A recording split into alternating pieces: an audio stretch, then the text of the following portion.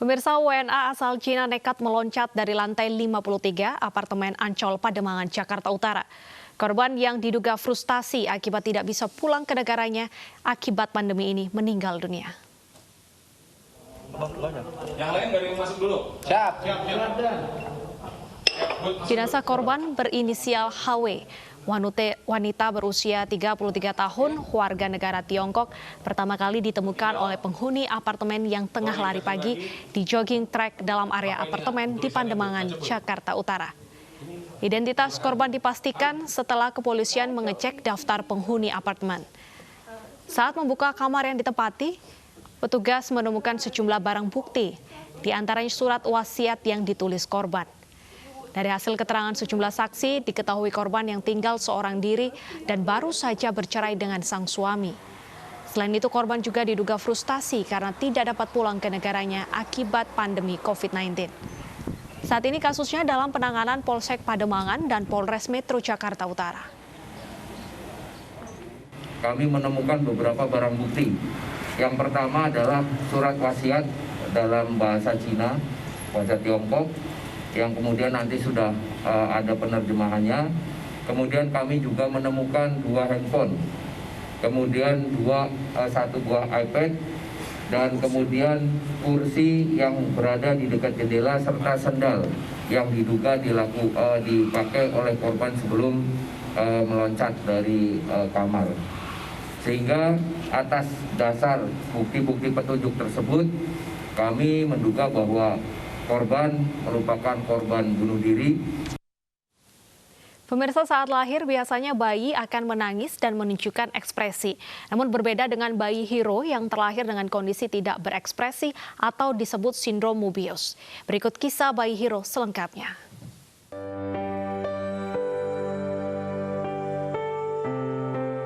Andreas Kurniawan, seorang psikiater, membagikan kisah anaknya yang menderita sindrom Mobius melalui media sosial. Jika biasanya bayi lahir akan menangis, berbeda dengan Hiro yang lahir 27 Juni lalu. Ketika lahir, Hiro tampak tenang, tidak berekspresi, dan tidak bernafas. Hiro juga mengalami masalah saraf kranial X fungsi telat, sehingga Hiro harus makan melalui selang NGT yang dipasang di mulut atau di hidungnya. Ketidakmampuan menelan membuat air liur Hiro tidak bisa tertelan dan bisa masuk ke saluran napas. Untuk memastikan Hiro bernafas dengan baik, maka dipasang tracheostomi di lehernya.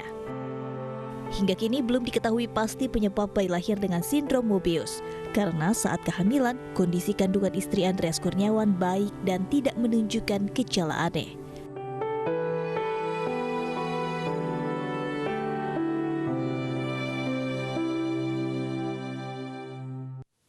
Dan pemirsa, langsung saja kita berbincang dengan ayah Hiro, Bapak Andreas Kurniawan. Selamat siang, Pak Andreas. Halo, selamat siang. Baik, Pak Andreas, bagaimana kondisi Hiro saat ini? Hari ini Hiro sudah 1 minggu lagi sejak masuk IGD lagi. Jadi hari Jumat yang lalu Hiro masuk IGD lagi karena kondisi sesaknya, dia tersedak susuk waktu minum. Jadi perlu dirawat untuk memastikan jalan nafasnya baik-baik aja. Dan hari ini adalah 1 minggu tepatnya dia sejak di rumah sakit. Oke, sindrom Mobius ini seperti apa kalau boleh dijelaskan, Pak Andreas? Jadi sindrom Mobius itu sebenarnya adalah suatu kondisi di mana saraf itu tidak berkembang dengan sempurna. Kalau kita ngomongin tentang saraf itu menggerakkan semua yang ada di dalam diri kita. Kayak kita mau mengangkat tangan, melambai-lambai, kita mau senyum, itu semua ada saraf yang mengatur itu. Nah, pada kondisi Hiro ini ada underdeveloped, yaitu kurang berkembangnya di saraf kranial ke-6 untuk melirik ke samping dan 7 untuk ekspresi wajah. Biasanya kalau sudah ada underdeveloped atau kurang berkembangnya 2 saraf tersebut, itu sudah bisa dikatakan sebagai Mobius syndrome. Nah, tapi Hiro ini dia lebih daripada itu, yaitu ada juga gangguan saraf 10, tadi yang dikatakannya saraf kranial X10 itu, yaitu untuk menelan. Itulah yang membuat kondisinya jadi makin lebih sulit, karena dalam kondisi biasa pasti bayi perlu makan. Nah, ini kondisinya Hiro buka mulut nggak bisa, kalaupun kita misalnya suapin atau kita berikan makan lewat mulut, itu dia mudah untuk tersedak. Dan bukannya susu itu masuk ke jalan makan, ke lambung, tapi masuknya malah ke saluran nafas. Baik, nah sindrom Mobius ini diketahui setelah bayi Hiro ini umur berapa? Maksudnya dari berapa hari setelah kelahiran? Karena tadi kabarnya pada saat mengecek kandungan proses kehamilan ini tidak ditemukan tanda-tanda keanehan. Betul sekali. Jadi waktu kami kan kontrol dengan 2 dokter OGIN yang berbeda ya. Jadi kadang-kadang ketika satu dokter OGIN sedang nggak bisa, kami ke dokter yang lainnya di rumah sakit yang sama. Dan memang tidak ditemukan adanya sesuatu yang mencurigakan ke arah suatu kondisi tertentu.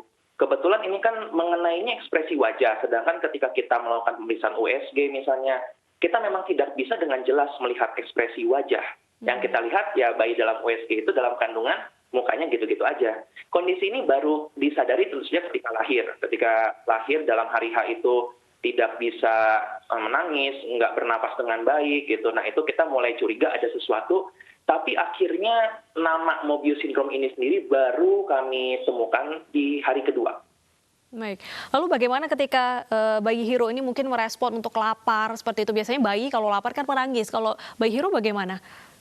Akhirnya ya Hiro bisa menangis dengan caranya sendiri. Cuma memang menangisnya itu tidak bersuara yang cukup keras. Jadi kalau kami misalnya diajarkan sebagai orang tuanya melihat ketika Hiro menangis itu yang paling pertama terlihat adalah bibirnya yang ini rahangnya itu akan bergetar seperti kedinginan. Itu kondisi ketika dia menangis misalnya. Atau nafasnya yang semakin lebih cepat gitu. Kadang-kadang kita lihat juga mukanya bisa jadi lebih merah. Kalau kita bilang nih kayak tomat gitu. Jadi kalau misalnya wah bibirnya bergetar nih yang bawah atau mukanya merah, ini dia lagi menangis, nggak nyaman.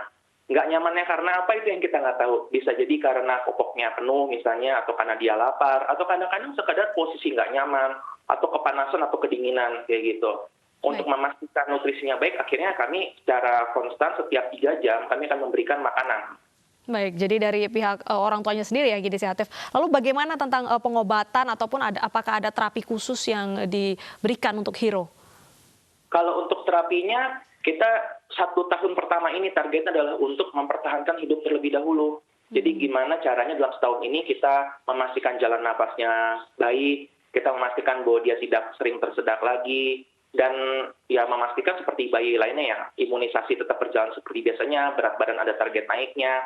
Dan ya kita berharap setelah 1 tahun itu baru kita bisa menjalankan terapi untuk fungsi sehari-hari kayak belajar menelan mungkin, atau mungkin ya tadi belajar untuk berbicara, untuk menggerakkan mulut, karena kan satu keterbatasan adalah ekspresi wajah ini, termasuk gerakan mulut.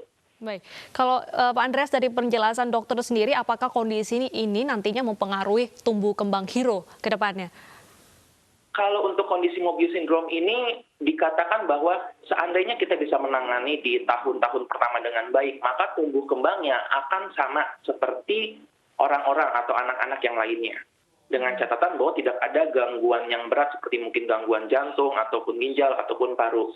Nah, salah satu masalahnya memang ketika setiap kali bayi itu tersedak akan ada gangguan di parunya. Kan paru itu harusnya isinya hanya nafas aja gitu ya, tapi ketika ada susu masuk ke dalamnya, itu sedikit banyak akan mempengaruhi fungsi dari paru tersebut. Nah, kondisi inilah yang nanti dikhawatirkan kalau misalnya sering-sering terjadi, mungkin perkembangan otak jadi nggak optimal atau terjadi kerusakan paru yang sedikit-sedikit. Ini yang mungkin nanti akan mengganggu tumbuh kembangnya. Makanya saat ini yang kami lakukan adalah mengusahakan supaya itu nggak terjadi. Baik, terima kasih Pak Andreas atas waktunya dan tetap semangat bagi keluarga serta istrinya terutama.